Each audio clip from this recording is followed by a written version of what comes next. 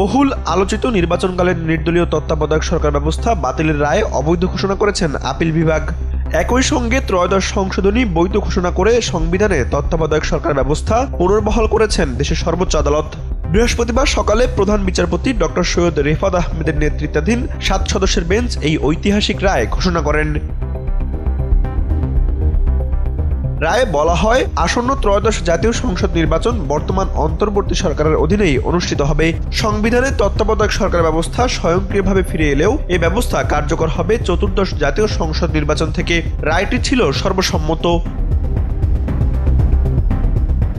এর আগে গেল 11 নভেম্বর নির্বাচনকালীন তত্ত্বাবধায়ক সরকার ব্যবস্থা ফেরাতে আপিলের শুনানি শেষ হয় এবং 20 নভেম্বর রায়ের দিন ধার্য করা হয়। টানা 10 দিনের এই শুনানি অক্টোবরের 22, 23, 28, 29 এবং নভেম্বরের 2, 4, 5, 6, 11 তারিখে অনুষ্ঠিত হয়।